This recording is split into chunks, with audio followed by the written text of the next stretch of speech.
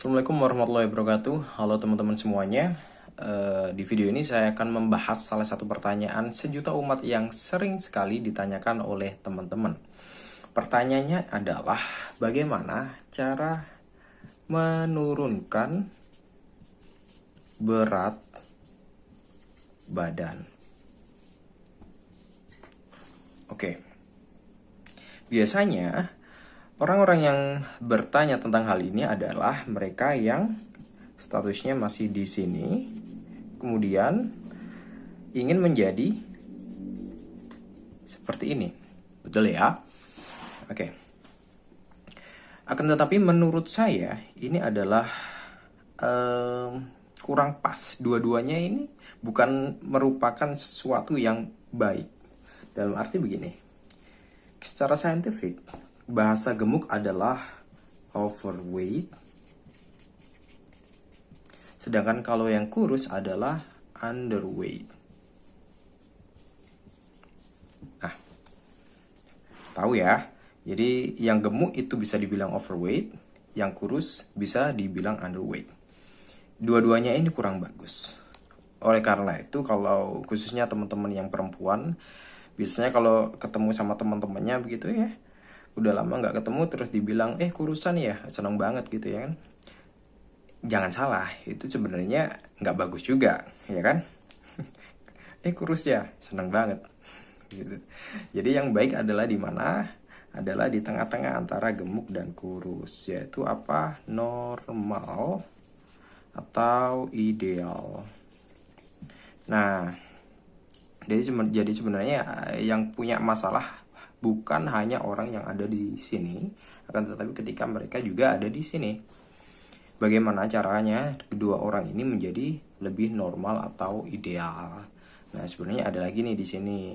Ini namanya extreme underweight. Nah, ya, kalau yang di sini ada lagi juga obese. Type 1, 2 dan seterusnya. Oke. Kemudian, nah, bagaimana cara menjadi normal dan ideal? Setelah ini kita akan breakdown satu persatu, mulai dari yang gemuk mau menjadi ideal atau normal, kemudian dari yang kurus menjadi ideal atau normal juga. Oke, kita geser sedikit ke atas. Jadi ketika orang yang gemuk ingin menjadi ideal atau normal tadi ya, let's say yang gemuk ini dia berada di posisi 100 kg. Kemudian ingin menjadi ideal 70, ini kita gampang-gampangan aja ya. Kita nggak usah perhitungkan tinggi badannya segala macam itu nanti. Yang penting kita bisa tahu analogi sederhananya seperti ini. Oke. Dari 100 kilo ingin menjadi 70 kilo, berarti ada gap 30 kilo yang harus diturunkan dari orang yang gemuk ini tadi. Dari yang segini ingin menjadi segini. Jadi ada sekitar segini ya. Tak anggaplah ini 30% yang harus dihilangkan begitu dari bagian yang besar ini supaya menjadi 70 kilo. Caranya seperti apa? Nah, caranya adalah kita pindah aja lagi ya. Caranya adalah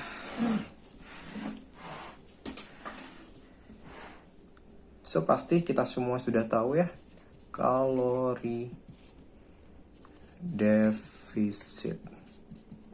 Oke. Kalori defisit ini berkaitan dengan kalori yang masuk di dalam tubuh kita dan yang keluar.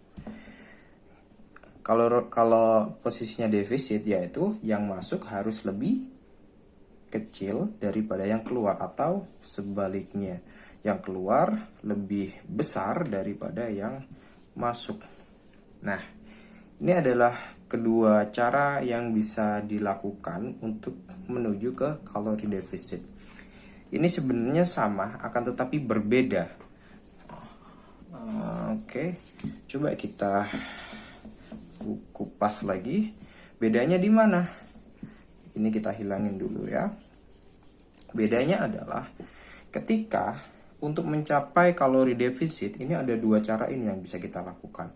Yang pertama, menekan yang masuk, kemudian yang keluar tidak ada perubahan atau tidak dilakukan penanganan khusus. Nah, berarti ini secara sederhananya yaitu orang-orang yang melakukan diet atau menjaga makan mereka atau mengurangi makan mereka, akan tetapi tidak melakukan pengeluaran kalori yang berbeda dari biasanya. Artinya tetap aja, atau gampangannya nggak olahraga.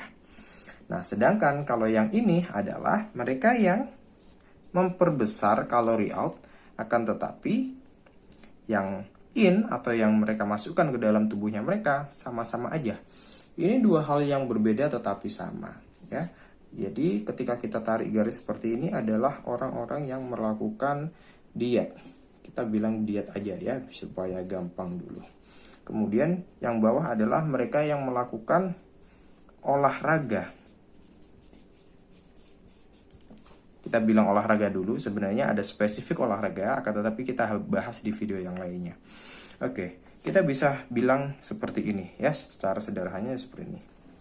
Nah, dari dua cara ini sebenarnya sama-sama bisa mencapai kalori defisit. Akan tetapi mana yang lebih baik dari kedua ini? Mana yang lebih baik? Yang lebih baik adalah tentu saja yang ini, kalau pilihannya dua ini ya. Kalau pilihannya dua ini tentu yang lebih baik yang ini.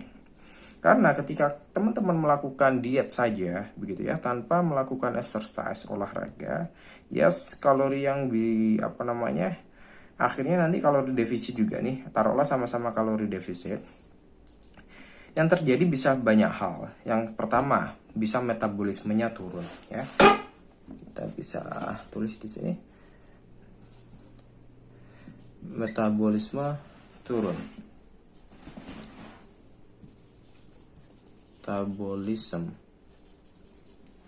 Laju metabolisme turun.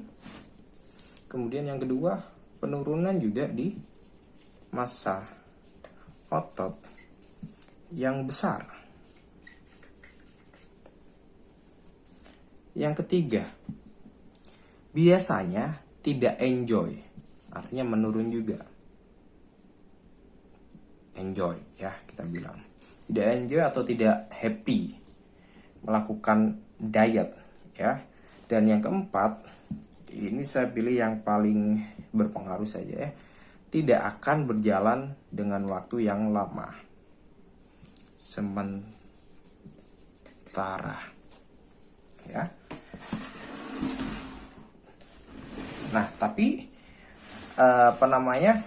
dari keempat ini ya, ini adalah resiko ketika teman-teman melakukan yang di sini. Ketika hanya melakukan diet tanpa melakukan olahraga. Ya. Kemudian ketika kita lihat perbandingannya yang ada di sini, yang di bawah.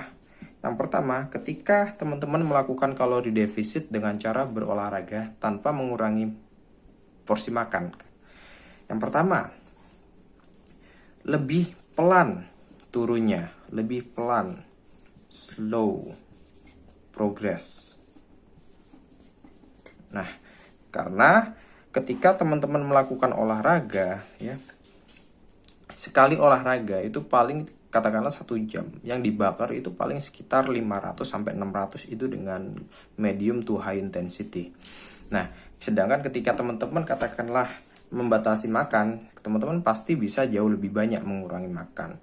Taruhlah sehari biasanya makan 2000, sekarang dipotong jadi 1000. Nah, itu sudah berbeda setengah-setengah ya. Ketika olahraga hanya bisa mengurangi 500, kalau yang di diet bisa sampai 1000. Nah, ini slow progress. Yang pertama. Yang kedua, ketika teman-teman melakukan kalori defisit melalui olahraga, bisa juga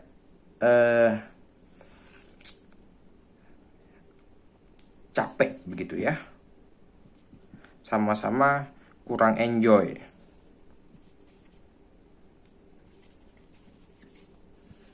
Kurang happy. Akan tetapi yang ketiga, ini resikonya kalau teman-teman karena slow progress, artinya ketika tetap ada olahraganya kita bisa macam-macam, kita bisa bilang mix aja ya, ada cardio, ada strength training, random begitu olahraganya. Yang pasti metabolismenya tidak terlalu turun. Yang satu ya, metabolismenya tetap terjaga.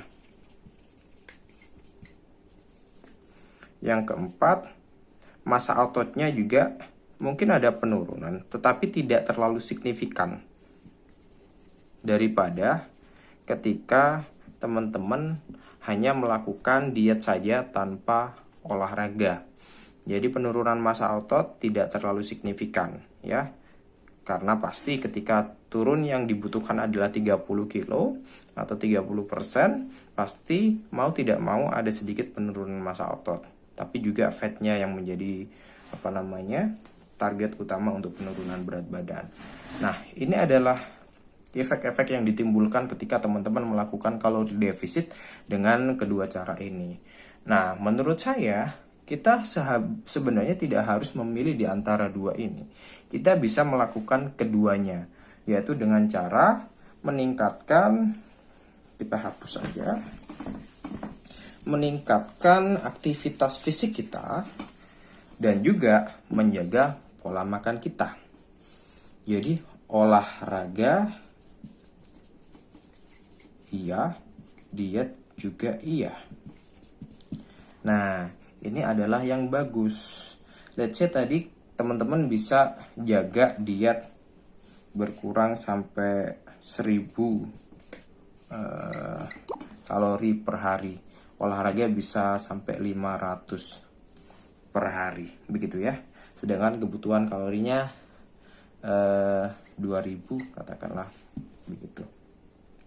Kalau teman-teman bisa mix keduanya ini ya, teman-teman bahkan bisa sampai 1500 ya dalam satu hari yang dibakar. Kemudian surplus lah 1500 karena memang kebutuhannya hanya 2000. Jauh lebih banyak ya. Jadi kombinasi dari keduanya itu merupakan suatu hal yang sangat tepat untuk teman-teman mencapai ke kalori defisit yang akhirnya nanti bisa menurunkan berat badan yang di sini tadi. Ya. Oke. Kemudian kita akan membahas bagaimana caranya yang dari kurus ke ideal. Nah, ini kurang lebih sama, akan tetapi pilihannya hanya satu. Jadi coba kita gambar dulu analoginya biar mudah. Out, in. Jadi yang dibutuhkan adalah kalori surplus. Nah, ini teman-teman yang kalau tadi bisa dua hal, kalau ini tidak bisa. Nah, yang pasti ketika teman-teman ingin menaikkan berat badan khususnya di otot, teman-teman juga harus menambah asupan kalori masuknya dan juga aktivitasnya juga ditambah. Ini artinya katakanlah ini aktivitas fisik, begitu juga harus ditambah juga. Tetapi ada caranya. Olahraga yang seperti apa yang bisa meningkatkan massa otot dengan tepat. Dan juga ada caranya juga diet yang tepat untuk membangun massa otot. Jadi ini tidak ada nih yang bawah ini kosong.